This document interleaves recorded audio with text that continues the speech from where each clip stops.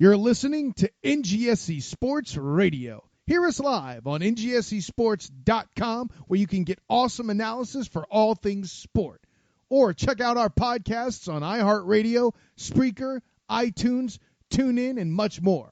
For our latest videos, head to NGSC Sports YouTube channel. Follow us on Twitter at NGSC Sports and like us on Facebook. NGSC Sports. We never stop. What's really good? Ladies and gentlemen, welcome to What's Good Radio, the weekly podcast where we try to find out what's really good in sports, entertainment, and more. Oh, good for you! Hosted by Jake Stanley and featuring Jordan Jones. Yeah, he's the guy up at Lifetime Fitness that hoops with sweatpants on. Marcel Ayers. I hate the notion people like, I'm not black, I have no color. Are you kidding me? Dan Meehan. Because you're not bad enough to go get yourself a kick-ass prospect, and you're not good enough to really win anything. And Montel Hardy. And even if he doesn't do a whole lot better than Cutler, I think we can pay anyone to go out and turn the ball over 3 times. This is What's Good Radio. Welcome back, ladies and gentlemen, once again to What's Good Radio. I'm, as always, your host, Jake Stanley, a.k.a. Jumping Spider, the Worldwide Web Slinger, Chicago Defender, this, that, and the other. And appreciate you guys listening, as always, and appreciate ngscsports.com for hosting the podcast. You can find it online on Spreaker.com, part of the NGSC Sports Radio Network. Another special edition this week, we got Zach Harper, well-known NBA blogger and movie cinemaphile. There we go, cinephile. I was trying to figure out the word.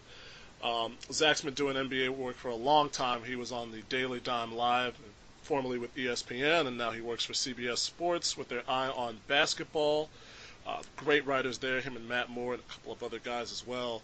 And he is one of the writers for the Wolf Among Wolves Minnesota Timberwolves blog, and you can find that on awolfamongwolves.com. Zach, how you doing today? I'm excellent. How are you doing?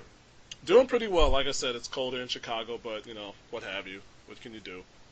Yeah, you can't avoid it at this point, so you just got to deal with it, right? Exactly. Except that's a different kind of cold because of the wind. Yeah, no, and I live right on the lake, so I've grown up with this. That's got to be an experience, because I remember I was there maybe, must have been like 3 years ago now, in like late January, and just like staying near the lake.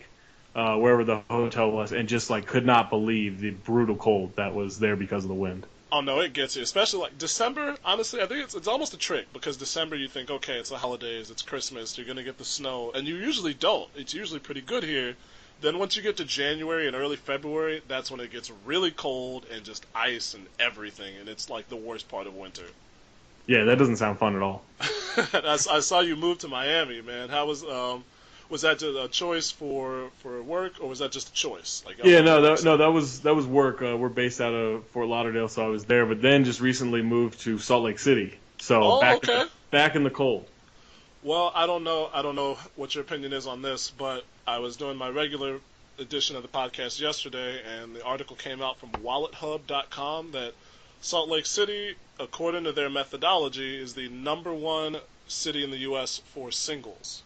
For singles, wow. Yes, okay. And I think it went for mostly the dating economics, like places to afford a 1-bedroom and best lowest average meal for a restaurant, things like that. I could see that, because it is a lot cheaper. Well, I did just come from Miami, so everything's a lot cheaper. But it is a lot cheaper here. Like, cost of living does seem low, and there are a surprising number of hipsters here. So it must be like, yeah, like everyone, like all the single hipsters must congregate here, and then it's just, you know, then it's the #1 place because of all those factors. Maybe space is finally filling up in Portland and. Yeah, I guess there's an overflow that just generally comes down this way. I guess, I don't know. Salt Lake City, you know, it's holds some place for me, being a Bulls fan and growing up with that era, and that's the only team to repeat it, you know, go to the finals against the Bulls twice, and just remembering those fans in the Delta Center, when it was the Delta Center, and now it's is it First Energy? Oh no, it just changed. Now it's Vivint Smart Home Arena, some kind of like home security system. I don't know. What? I don't think anybody calls it that. Right. But yeah, it was like Energy Solutions Arena. Yes, that was another horrible name. But the fans there, and all the Dennis Rodman stuff. Have you been to any games? Have you been to any Jazz games yet? Have you seen anything from the fans? Yeah. So I saw the Thunder twice so far. I saw the Pelicans twice. I saw a Pacers game that was great. The Pacers game was the best one because that went that went single overtime. Paul George had 48. Like, place was rocking. Like, that was a really good environment. And it's one of those like kind of older school arenas, so like everything is on top of the court. Like, everything just goes straight up, so it's a good environment. Nice. Well, I said mistakenly in the intro that it'd start with movies, and then we started talking basketball. So we'll go to the movies though. Zach, I've seen on Twitter, you put right in your bio, I like movies. You've in the conversations with people about that just as much as you talk about basketball. And I think on your Reddit AMA, that's still up, it's archived on reddit.com, there was just as much movie talk as there were people asking technical basketball questions. So how did you get into movies? How'd that start? I think I just always had an appreciation. Like, I've been someone who my whole life I'm just killing time. And so killing time was either playing basketball, watching basketball, or watching movies. And I became like, sometimes I used to think like I had a really good taste in movies. I'm like, oh yeah, I like a lot of really good movies. And then I got older and I would go back and watch the movies I used to like. I'm like, wow, this is a horrible movie. Like, it's just not even, like, it wasn't, like, I really had to question everything I liked because they were all really bad. And so then I started getting fascinated by bad movies because just the idea that you would spend millions of dollars and like you get these horrible movies and you think like that's the best take they got for that scene.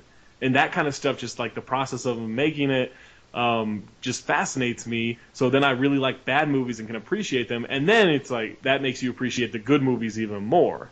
So it's just, I don't know, everything builds on top of each other.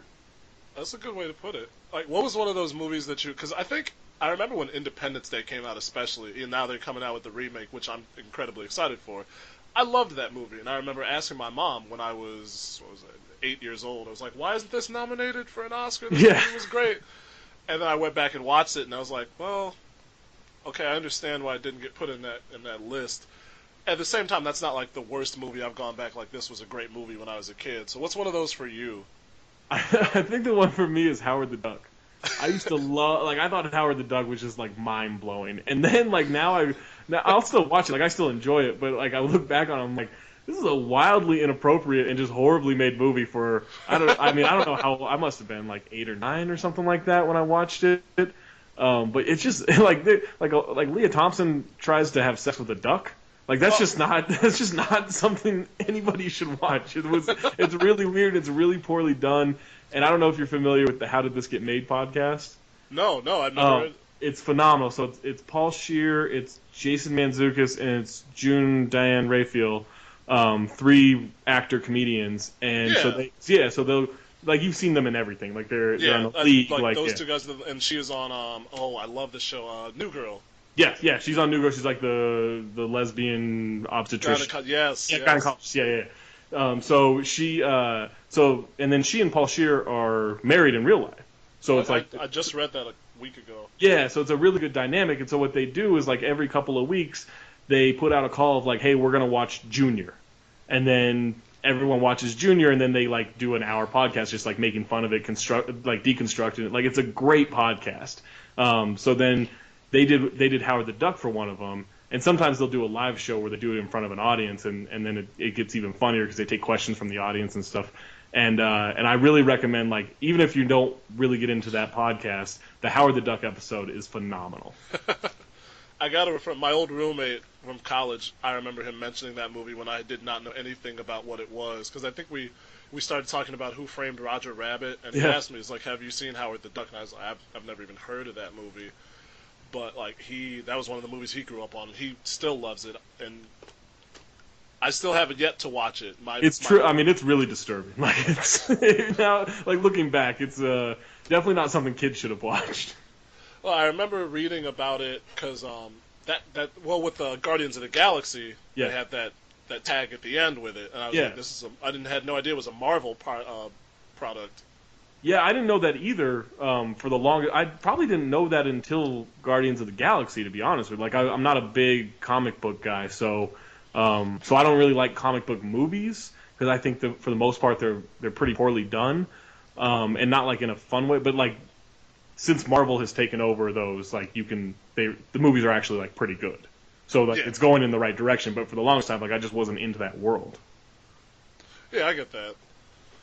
So, in terms of the bad movies now, if we're gonna have to grade what makes bad movies great now, and this kind of reminds me of reading Stephen King's biography memoir, and he talked about like going to the dime theater, hitchhiking 13 miles to see these like B horror movies. You talked about Sharknado on that Reddit, Expendables 3, R.I.P.D., which looked horrible when I saw the trailer. R.I.P.D. is the worst movie I've ever seen. And that's saying something. Like, you got Jeff Bridges in the movie. Right. Yeah, I mean, it's a pretty solid cast, but it's... And some people are like, oh, what about this movie? And it's like a C movie or a B movie. I'm like, no, I think you really need to factor in production into it, like, because anyone can make a movie for $40,000 that is just horrible, right? Like, I mean, I don't like The Room is a horrendous movie, but in a funny way. But like to me, that doesn't count because it was made for like $100,000 or whatever, or $1 million or whatever it was. And this is like, there's some real CGI work in this movie, and it was so bad. Like, usually I can find something to laugh at, something to do. It was so bad, I was truly upset with myself for devoting 2 hours to it. Wow. Like that, like, and it's one of those things where like there'll be a movie where, like Wicker Man, like someone's like, oh, I'm gonna watch Wicker Man, I'll be like, oh my god, that's gonna be an experience for you. If someone says I'm gonna watch R.I.P.D., I strongly urge them not to do it. Like, just don't. It's not even worth the experience. Wow. Yeah. And that's saying something. Movies are. There's usually something to say every you. There's usually some redeemed quality. There's nothing in R.I.P.D. It's like that, The Roommate, and like maybe American Psycho 2 are like 3 of the worst movies I've ever seen. Wow. I've almost seen Gigli 3 times. So I made it about halfway through the third one, and I was like, all right, I can't do this anymore. That's definitely in there. My movie experience, and if you've ever had anything like this, there's a couple there used to be dollar theaters before movies where you could stream them online. And there was a couple outside Chicago, and my mom and I would go and do like double features on Sunday because it cost like $4. Yeah. And I just remember falling asleep to the Nutty Professor out there.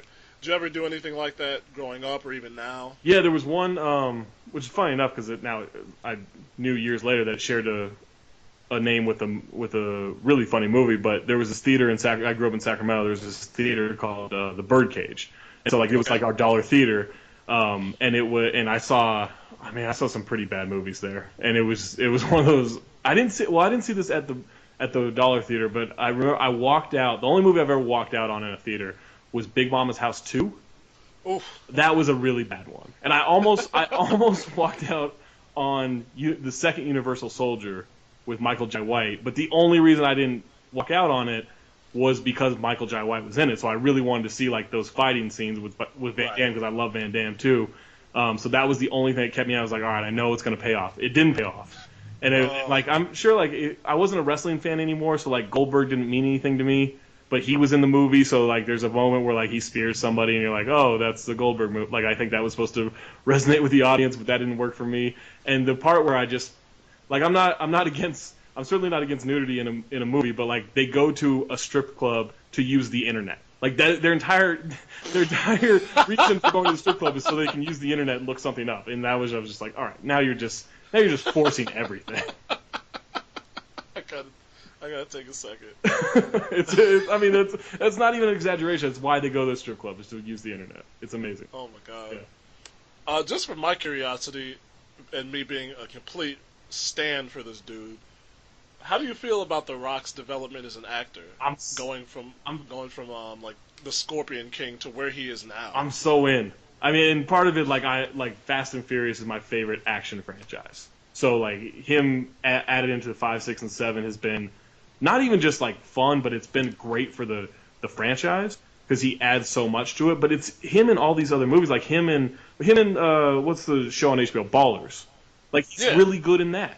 He's really good at like he's taken acting seriously to where he's still like kind of this like not dumb but like kind of this typical action figure type of guy, but he's but it works. Like he adds something to every movie and it's not in a joking way. So like I'm truly impressed by what he's gone from, like the Scorpion King from what is it, Walking Tall and the Rundown. Like